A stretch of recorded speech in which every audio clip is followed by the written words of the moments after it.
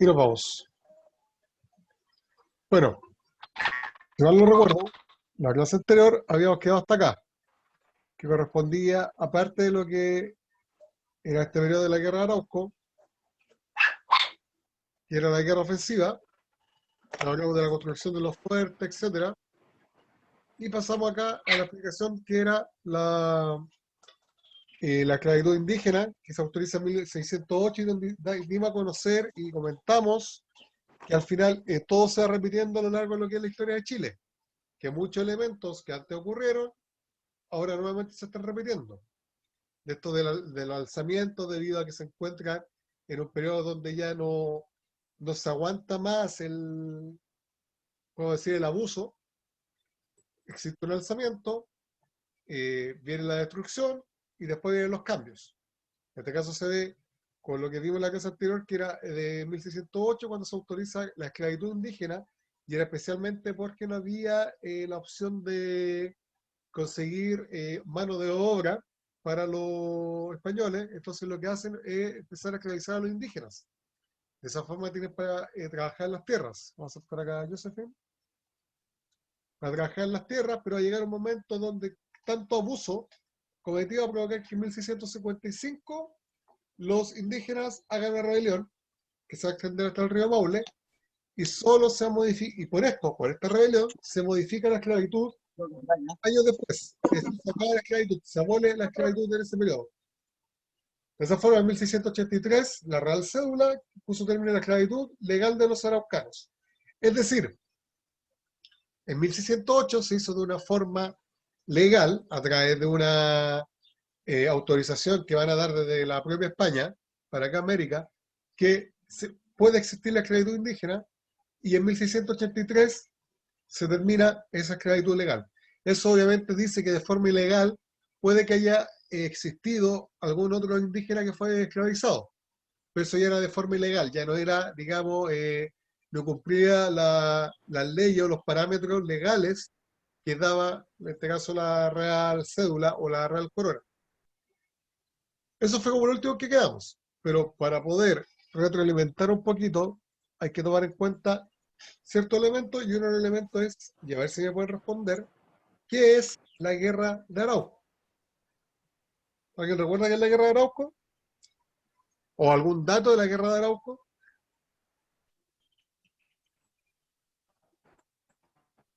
Se tienen que desmutear para comentar. ¿Alguien recuerda? Fue la guerra que ayudó a ganar a Lautaro. Exacto. Sí, hay que tomar en cuenta que según el periodo que es tomado la guerra de Arauco, lo de Lautaro viene antes. Si algunos ya estudiaron ahí, por unos trabajos que me llegaron, pueden darse cuenta que la fecha de Lautaro es de antes de 1598. No sé si los que entregaron los trabajos vieron, y que enviaron el trabajo de Lautaro, se dieron cuenta de la fecha de cuando muere Lautaro. 1557. Exacto. Y es en 1598 cuando ocurre el llamado para los españoles desastre de Curalaba, o para los indígenas el triunfo de Curalaba, es cuando se da como el inicio de la guerra. Alguien se le fue el audio. Se da este inicio de la guerra de Arauco. ¿Sí? Está cortado el audio, eso es por el wifi, como que se escucha medio cortado, así que lo que hace es escuchar muy bien la pregunta.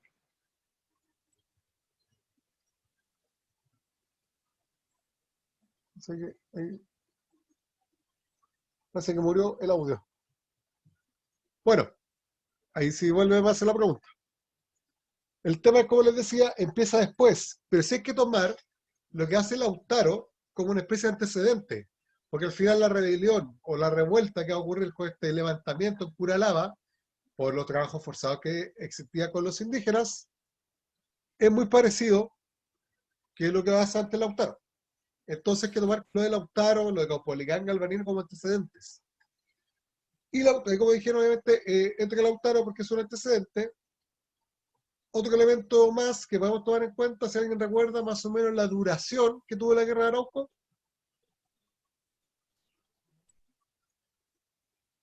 ¿Alguien lo recuerda?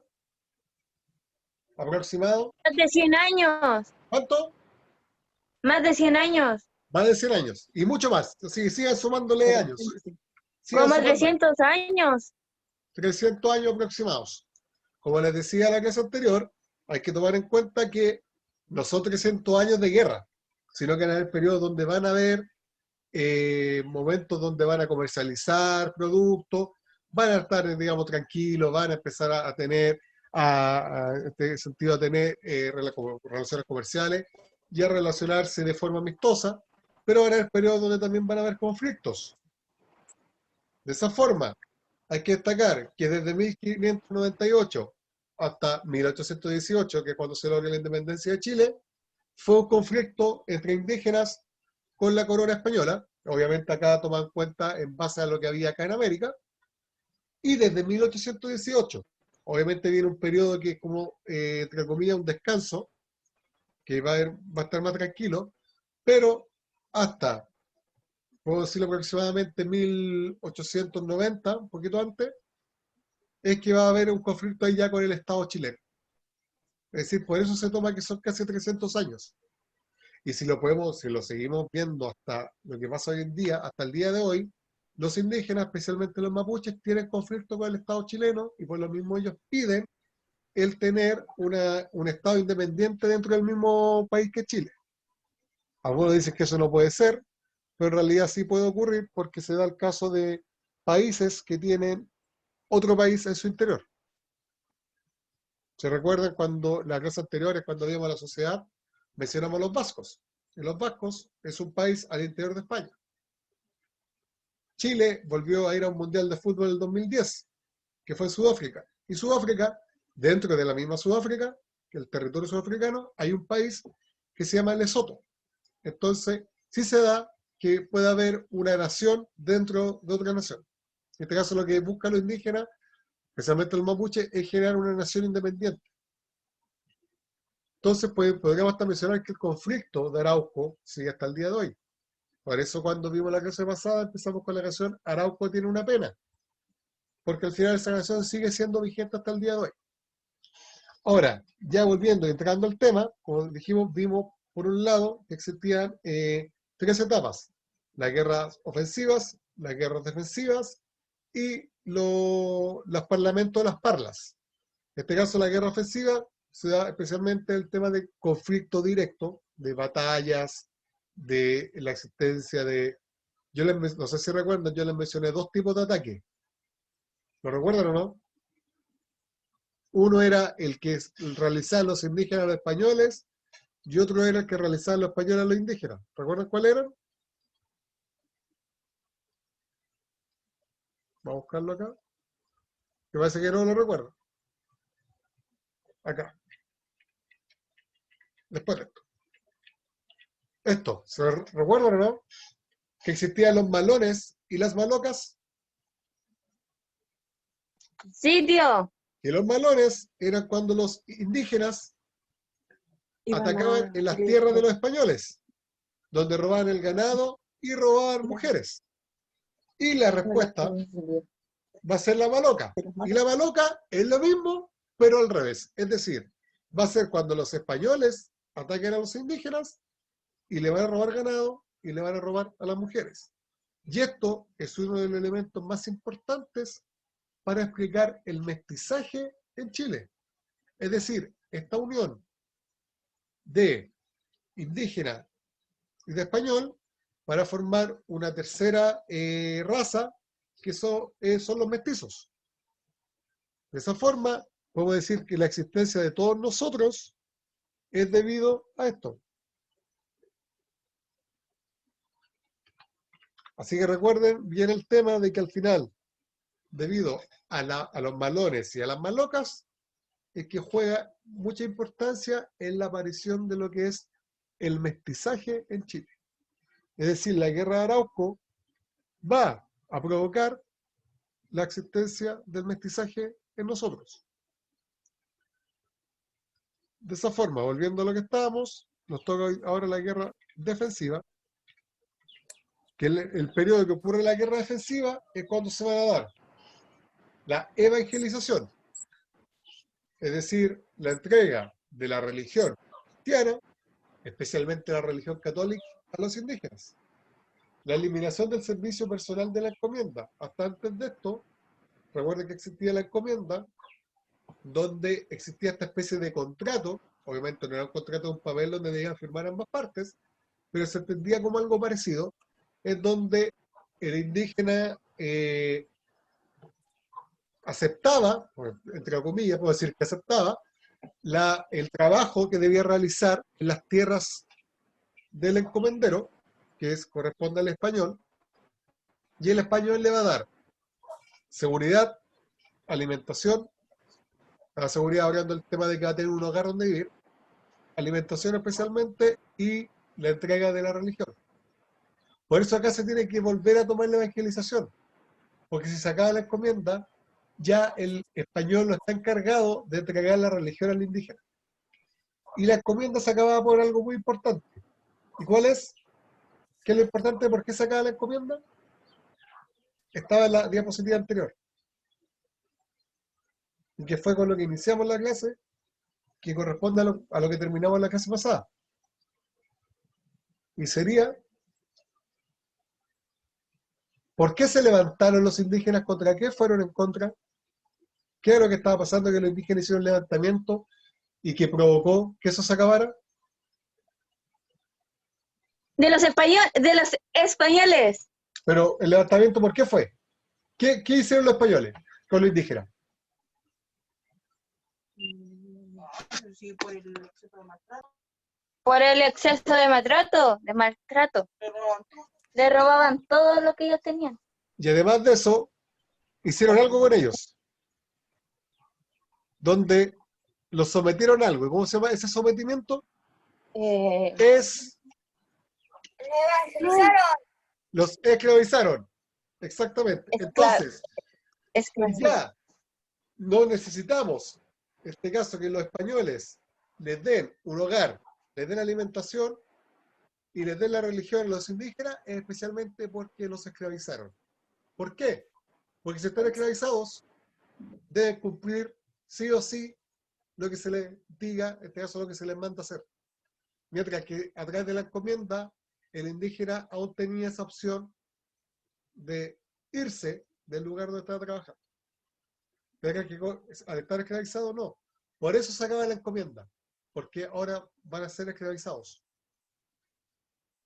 De esta forma, es por lo mismo que se origina la incomprensión de esta política por parte de los indígenas, porque recordemos que los indígenas eran una nación libre, una nación que de cierto modo no tenía estas leyes que daban los españoles, que exigían los españoles, ya que los indígenas tienen otra forma de vivir. Por ejemplo, los indígenas viven en comunidades y las comunidades se encargan de trabajar esa tierra. Es decir, por ejemplo, el terreno, puedo mencionar que sea todo San Javier. Y todo San Javier corresponde a 10 comunidades indígenas. Y estas 10 comunidades indígenas se encargan de trabajar todo lo que corresponde a San Javier. Y obviamente eso lleva a que cada uno trabaja su parte y que también exista, como cada uno trabaja esa tierra, pues que también compartan en comunidad lo que da esa tierra. Mientras que ahora no, porque ahora con el español, al tenerlos esclavizados, y aparte de eso, de el someter al pueblo indígena, ya que ellos serían superiores, debían, todo, por ejemplo, todo lo que ellos trabajaban era para el español. Entonces ahí hay una incomprensión, porque obviamente no es la forma de vida que tenían los indígenas. Ahora debían someterse a la forma de vida de los españoles. Y obviamente cuando se da esta incomprensión de las políticas por parte de los indígenas, es que el español se ve obligado, entre comillas obligado, porque obviamente es algo que es a favor de ellos, en esclavizar a los indígenas. Por otro lado, esta esclavización se da por la necesidad de la mano de obra. Y de esa forma se da la práctica de la esclavitud. Y esto va a ser los periodos de guerra defensiva, es decir, guerra ofensiva nos vamos al ataque, los indígenas nos molestamos, vamos a combatir contra los los españoles, en la guerra ofensiva. Después va a haber un periodo, que va a ser este periodo de esclavitud, donde los indígenas van a tener que trabajar sin chistar, es decir, sin irse en contra, sin de poderse discutir, por ejemplo, con los españoles. Eso va a ser la guerra defensiva, donde se va a dar el tema de la religión, muy importante, la evangelización de los indígenas, y finalmente, el otro periodo va a ser el sistema de parlamento o las parlas. ¿Y qué son los sistemas de parlamento? Son conferencias, reuniones generales que van a celebrar los gobernadores españoles con los caciques araucanos. Es decir, van a venir los personajes importantes de los españoles y van a reunirse con los personajes importantes de los indígenas y van a generar comunicación. Se llega a un lugar de antemano con objeto de Tío, establecer una política de paz y amistad. Diga, Milagro. y ahí se realizan los trueques. Los trueques, exactamente. Y por ejemplo, un sector muy conocido como zona de parlamento va a ser la región del Maule. Es decir, nuestra región era utilizada para generar los parlamentos. Porque tomen en cuenta que dice ahí que es un lugar señalado de antemano, es decir, era un lugar que se ponían de acuerdo antes para realizar estas conversaciones, estas reuniones, etc. Y si mal no recuerdan, yo les dije en las clases anteriores y la clase pasada no lo repetí, que la región del Biobío, especialmente por el sector del río Biobío, se generaba una frontera natural. Por ende, los españoles no tenían cómo pasar para allá porque era, aparte que el río era caudaloso y porque al final era una verdadera selva en esos periodos por toda la vegetación que había y por desconocimiento del sector, que solo lo conocían los indígenas, es que los españoles no van a ir para allá. Por ende, tienen que buscar un lugar donde, podemos decirlo, un lugar intermedio para generar estas reuniones, y ese lugar intermedio va a ser la región del Maule. La idea de hacer estos parlamentos era para establecer una política de paz y amistad. Es decir, esta es otra parte de lo que corresponde a la guerra de Arauco, pero acá estamos en la parte, podemos decirlo de forma pasiva o pacífica. No van a haber conflictos bélicos, podemos decirlo, conflictos de guerra, sino que más que nada de comunicación, de poder conversar, de generar los trueques, como en este caso dijo Milagro. Por eso acá, en los principales temas que se van a tratar en los parlamentos son una regulación de la paz en la frontera, es decir, el buscar colocar ciertas reglas para que en la frontera que hay entre españoles e indígenas no haya conflicto. Siempre sea un lugar pacífico. Cosa que al final siempre se busca en muchos de los conflictos, posterior a que ocurre el conflicto, lo que se busca es generar una paz. Eso mismo, por ejemplo, va a ocurrir años después con la Guerra Pacífico en Chile, cuando después de acabar la guerra, Chile va a llegar a un tratado de paz con Perú y con Bolivia.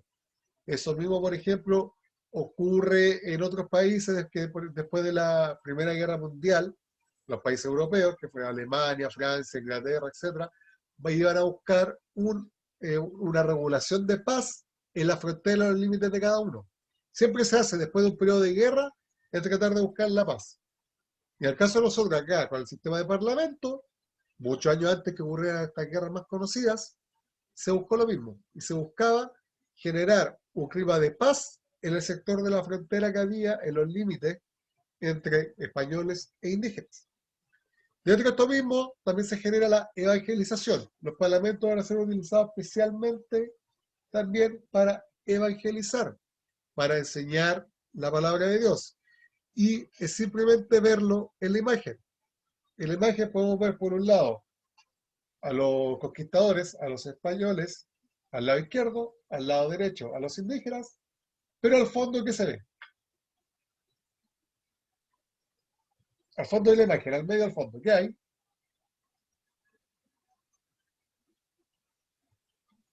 Una cruz. Una cruz. ¿Y qué está representando la cruz? La iglesia. La iglesia o la religión. Ya está representado en la imagen lo que es la evangelización. Otro punto que se destaca en los parlamentos va a ser los intercambios comerciales. Y acá entran los trueques, es decir, este intercambio comercial de productos. No va a haber dinero de por medio, sino que este producto lo vamos a intercambiar con este otro producto y se lo pasan de un lado para otro. Lo que se busca es que exista una, digamos, una similitud de valor, un valor simbólico, entre el producto que tiene un grupo con el producto que tiene el otro grupo para poder intercambiarlo. Se regula la vida de los ociosos, vagabundos y mal entretenidos. Como les comentaba también la clase pasada, que acá esto lo digo más rapidito, este sistema de frontera y el formato de vida que tenían tanto algunas personas después de trabajar y de irse a ese lugar, con lo que son los peones, especialmente los peones, porque después sea lo que es el inquilinaje y el peonaje, pero los inquilinos siempre se destacaron por tener un lugar establecido para trabajar, mientras que el peón iba de un lugar a otro. De esa forma, en este parlamento se trata de regular también la vida de ellos. ¿Por qué? Porque al ser ocioso, al ser vagabundo, al ser mal entretenido, no es una persona que cumpla, digamos, con lo que se llama la moral y las buenas costumbres, que es lo que se espera como de un buen ciudadano. Ya que estamos... Tío, ¿Sí, diga? que no se me pega el teléfono. El tema de que se pegue por el internet. Entonces, el internet provoca que se termine pegando en este caso, la clase de Zoom. Igual que cualquier cosa, la clase va a ser subida a internet, a YouTube. Si es que no la puede ver, Ya, tío, va a entonces ser me subida. puedo salir, Bueno, ok. que no puedo escuchar nada. Si no hay inconveniente, ahí después la puede ver por el video de YouTube. Milagro, Ya, gracias, tío. de nada. Hoy día está de cumpleaños. Sí, tío. No le vamos a cantar cumpleaños feliz entonces. Oh, y otro. Me lo soplaron por interno, me dijeron ahí. Yo acá no tengo el lío que de casa, no pensé la fecha. Así que va a tener que todos desmutearse y cantarle el cumpleaños feliz. No sé si hay alguien que sea afinado o no. Yo estoy medio desafinado. Yo no tengo Para cómo cantar. enviarlo. Oye, ya tenía flash. Vamos, a la cuenta de 3. 1, 2, 3. Cumpleaños feliz. No lo escucha nadie. No escucha nadie. Johan está como que está cantando pero no se escucha. Vamos, Porque sigamos. está bueno.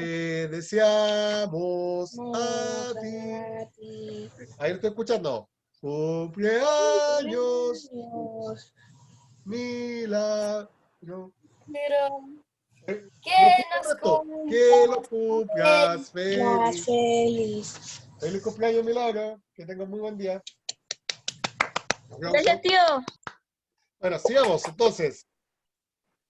Entonces se buscaba que las personas tuviesen cumpliese lo que era ser un buen ciudadano. De esa forma, se trata de regular acá la vida de ellos. Porque claro, los peones, como van a ir de un lugar a otro, van a ser las personas que van a irse de fiesta a las chinganas, van a estar siempre borrachos, y se destacan que el nombre más famoso que tienen en este caso los peones, aparte de lo que es vagabundo, ocioso, vagabundo, mal entretenido, es los siembrahijos.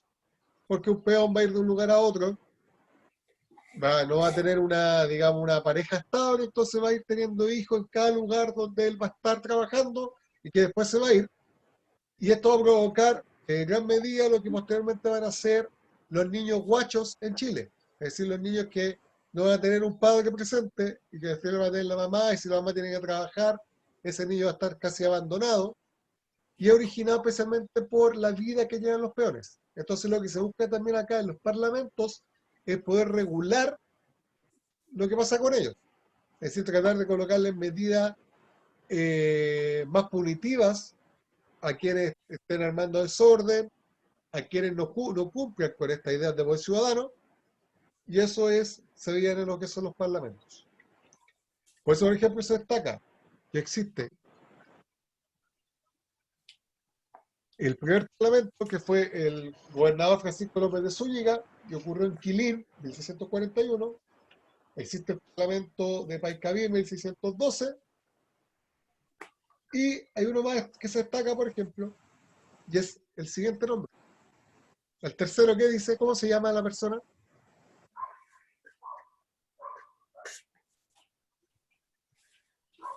Ambrosio Ambrosio O'Higgins. O'Higgins, en Negrete de 1793. ¿Y quién será Ambrosio O'Higgins? El papá de Bernardo O'Higgins. El papá de Bernardo O'Higgins. Papá, obviamente, digamos, entre comillas, papá. Que claro, Bernardo O'Higgins lleva el apellido, incluso, pero llevó el apellido después de lo que era la independencia. Hasta antes de eso no tenía el apellido. Y al final a Ambrosio O'Higgins le entrega el apellido por lo importante que pasa a ser Bernardo, en ese momento llamado Bernardo Riquelme, o el Guacho Riquelme, en lo que era el proceso de independencia en Chile. Y después que lo que la independencia es que Ambrosio O'Higgins le va a dar el apellido. Pues claro, ahí era más importante que llevase el apellido O'Higgins.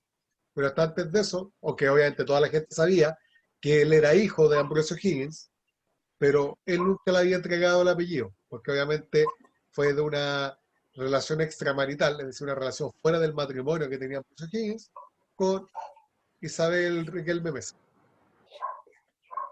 El Parlamento asistían los principales jefes de los Butalmapus, que son las confederaciones de guerra que tenían los indígenas, acompañados por un guerrero. Y los españoles, por su parte, eran encabezados por el gobernador, su ayudante, las tropas de línea y las milicias. Es decir, tomen en cuenta acá lo importante. ¿Qué eran los Butalmapus? Estos grupos o confederaciones de guerra que tenían los indígenas, ¿cierto? Tenemos, al hablar de guerra, tenemos un punto de conflicto.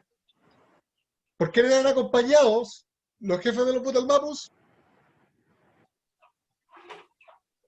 ¿Quién acompañaba al jefe del Butalmapu?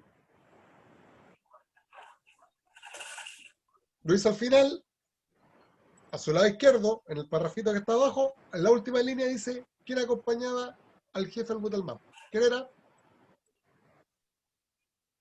Por un guerrero. Un guerrero. Es decir, segundo punto que puede generar un conflicto. Estamos hablando de guerra. Si nos vamos a los españoles, el gobernador era una persona administrativa. Pero ¿quién acompaña al gobernador? Las tropas de línea y la milicia. Es decir, eran lugares donde ellos iban a ir a conversar, pero a la vez estaban demostrando qué poderío militar tenía cada uno. El mejor ejemplo, niños, lo tienen. Aunque obviamente el de este año fue muy poca gente lo vio, fue en menor medida, pero todos los 19 de septiembre se realiza la parada militar, ¿cierto? ¿Sí o no? ¿Has escuchado hablar de las paradas militares? El día Sí. que se conmemora la gloria del ejército. Sí. ¿Y qué pasó Ya. con la paramilitar? Y en las paradas militares, ¿qué es lo que se muestra? A los militares caminando, Exacto. desfilando. Que son las 4 fuerzas importantes, que son la Marina, el Ejército, la Fuerza Aérea y Carabineros, ¿cierto? Eso es un poquito que tenía. Las cuatro fuerzas o ramas del ejército, que son el mismo ejército, la Marina, la Fuerza Aérea y Carabineros. Pero, ¿por qué se muestra, en este caso, las 4 fuerzas y por qué siempre se destaca los tanques, los vehículos de guerra, los aviones, etcétera? ¿Cuál es la idea? Porque es la fuerza más amplia que tiene Chile Y por algo más. para combatir. Y por algo más. Claro, lo muestran porque es lo que, digamos, todo lo que tiene para combatir. Pero ¿cuál es la idea? Se lo digo de la siguiente forma. Hace un año atrás, cuando se generó el conflicto de los límites. Muestran el poder que tienen.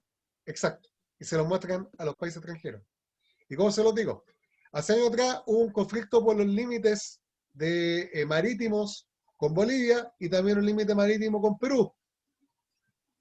Y los tanques chilenos que aparecían en la parada militar eran de un color medio arenoso, de un color café muy parecido a la arena. ¿Por qué?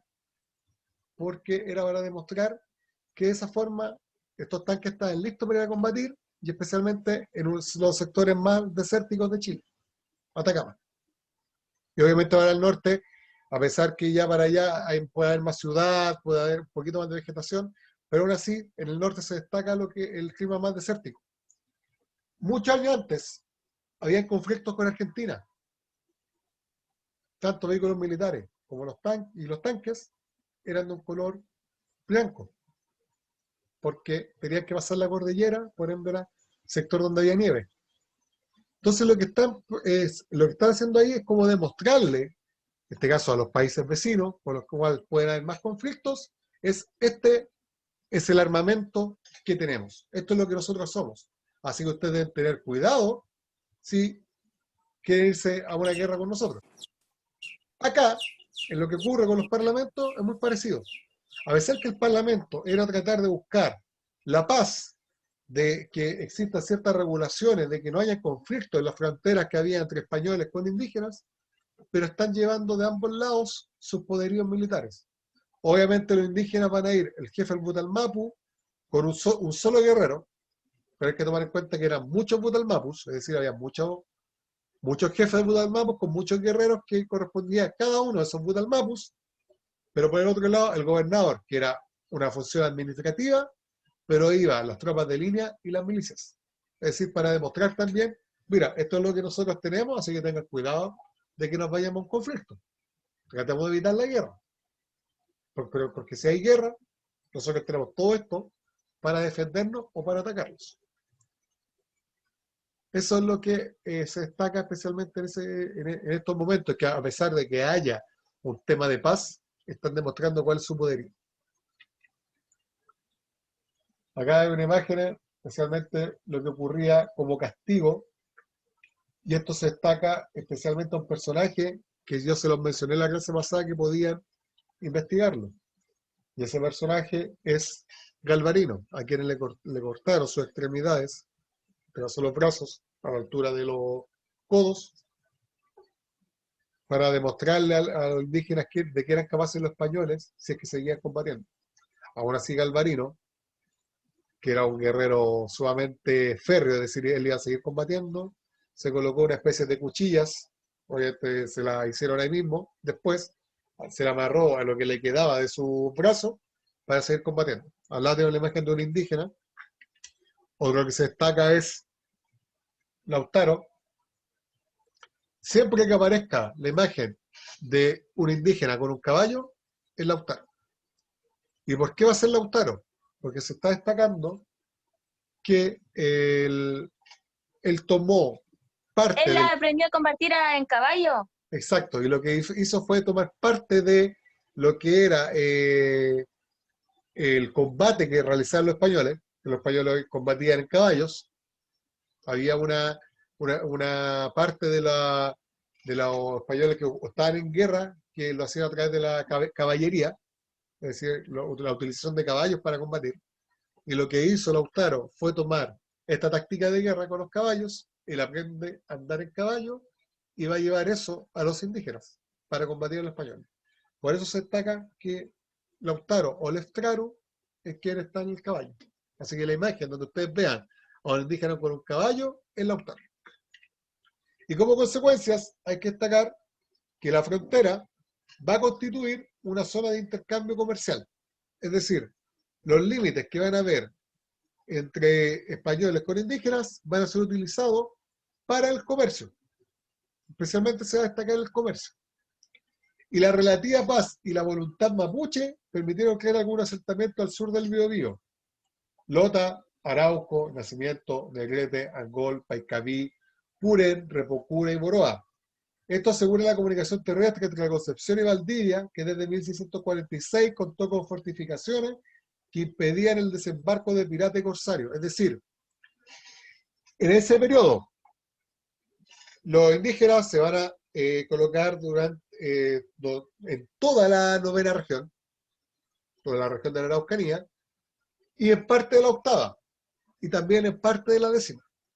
Es decir, ellos van a estar encerrados, podemos decirlo, en todo Chile, y había un paréntesis, que era desde el río Biobío hasta Valdivia.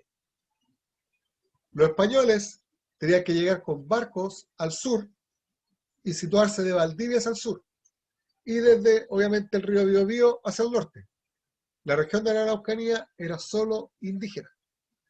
Pero los indígenas, por tema voluntad, ellos van a permitir que los españoles puedan colocar pequeños asentamientos en estos lugares. Lota, Arauco, Nacimiento, Negrete, Angol, Paicaví, Purén, Remocura y Boroa.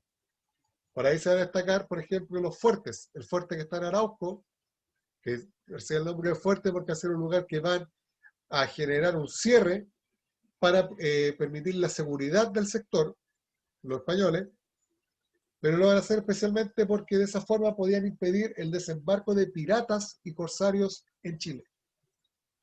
La única forma que podían llegar piratas y corsarios, que eran especialmente ingleses, va a ser a través de la costa, es decir, por el sector del Océano Pacífico, y desde ahí atacar. Entonces, si ellos llegaban, hay que tomar en cuenta que los españoles tenían conflicto con los indígenas, y los ingleses tenían conflictos también con los españoles. Por ende, si llegaban a ese sector de la novena región, los piratas podrían no encontrar resistencia para poder atacar a los españoles que estaban entre la octava al norte y de Valdivia al sur. ¿Por qué? Porque los indígenas, si es que los piratas o corsarios no le hacían nada, los indígenas no iban a generar conflicto. Es por eso que los españoles, para asegurar de no tener, digamos, un enemigo al interior de lo que eran sus territorios, van a llegar a estas conversaciones, a estos acuerdos con los indígenas, para tenerlos fuertes en esta zona estratégica y evitar la llegada de los piratas y corsarios a Chile. Ahora sí, obviamente, igual van a haber piratas y corsarios que se van a situar en este sector. Por eso la región de Coquimbo es conocida por ser el lugar donde se situaron los piratas. El mejor ejemplo está, los más futboleros, los niños que son más futboleros pueden darse cuenta que en la insignia que tiene Coquimbo aparece un pirata. Y la hinchada de Coquimbo se les conoció como los piratas, porque la zona de Coquimbo siempre fue conocida por ser un sector donde llegaban los piratas. Proyección histórica. Hay que destacar que hasta el día de hoy los indígenas siguen teniendo disputas por sus sectores.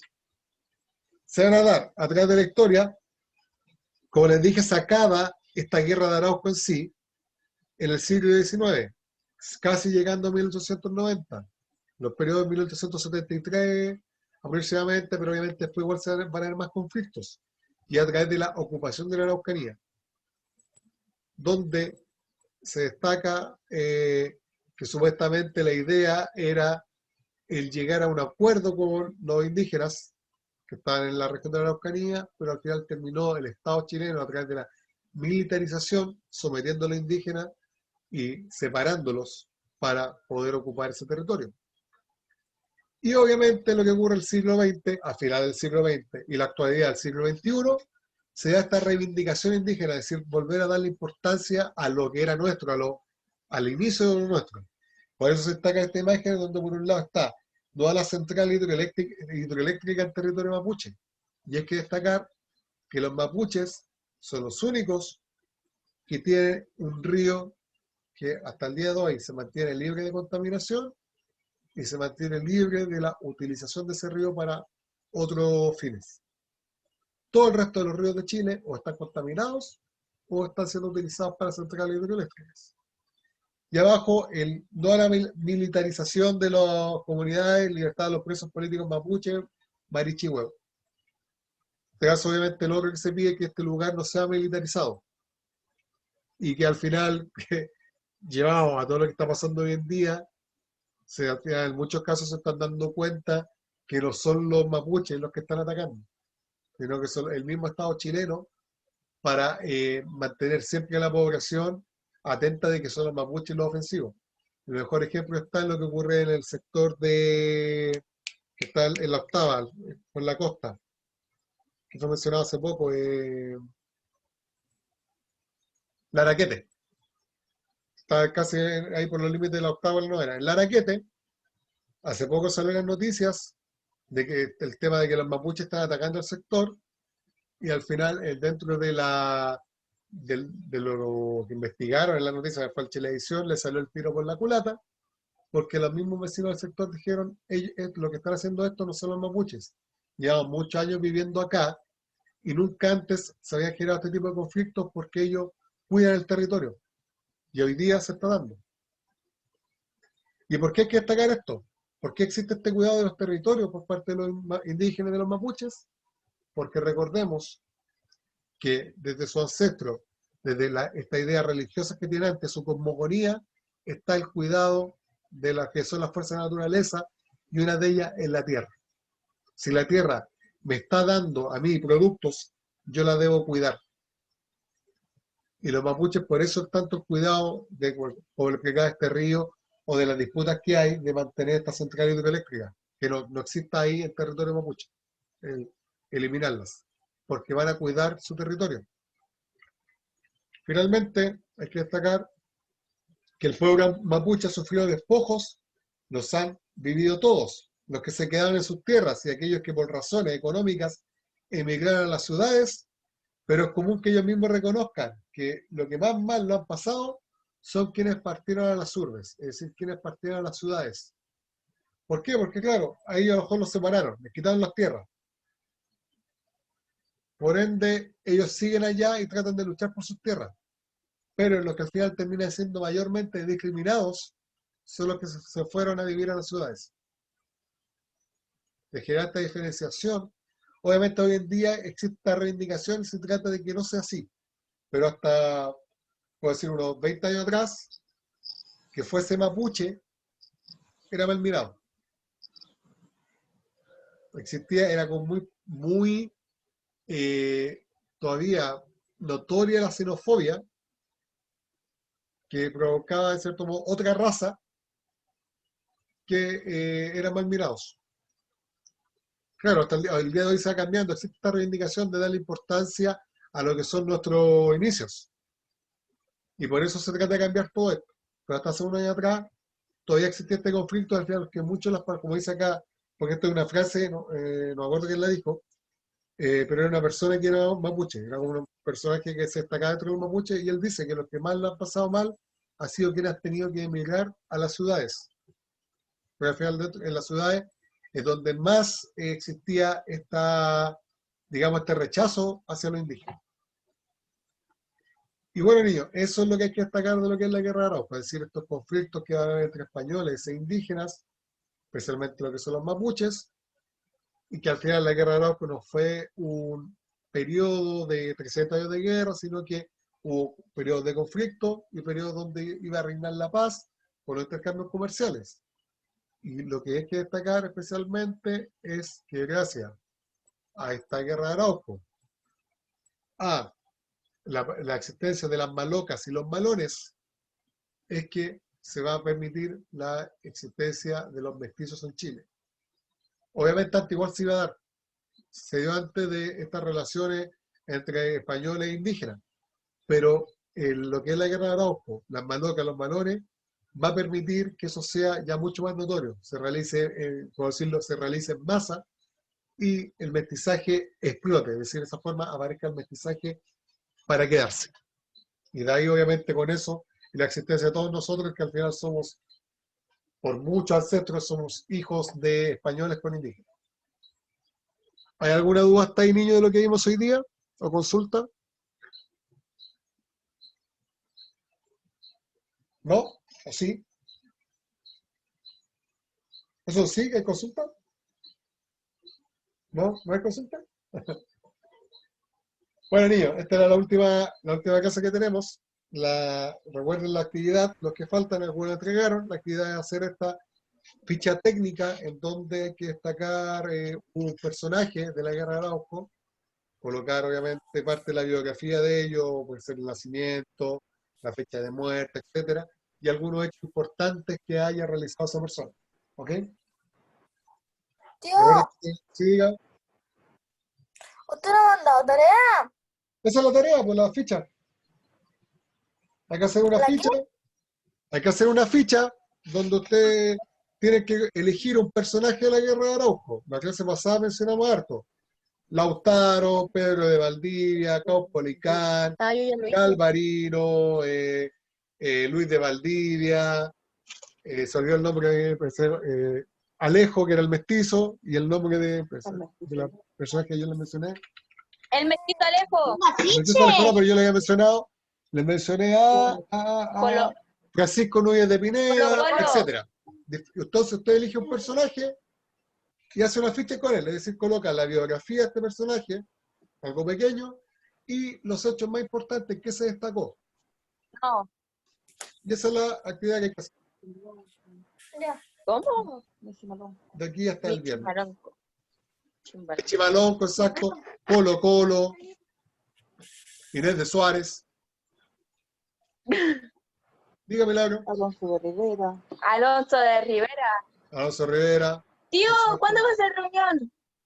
La reunión, voy a esperar el tema de que me traigan todas las notas. No, que... Y ahí hacer la reunión.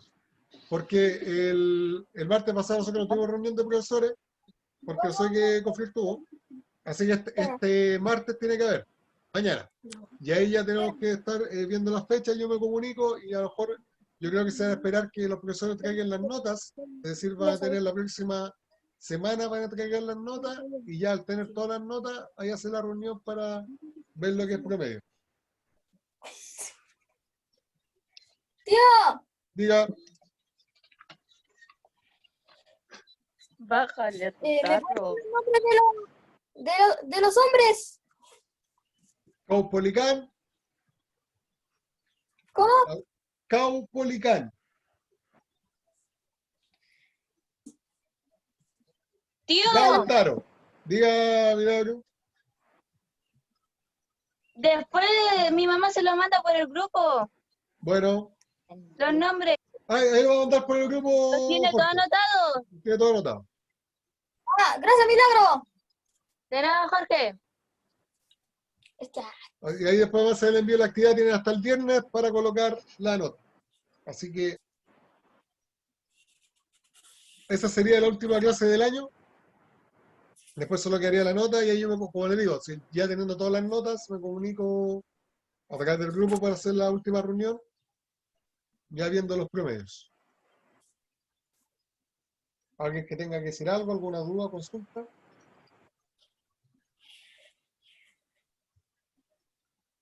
¿No? ¿Sí? Tío, Diga. en la lista coloque presenta ya porque está aquí conmigo. Ah, ya, muy bien. Muy bien, qué bueno. Ahí lo dejamos listo, ahí anotado. oye, Milagro. Ah,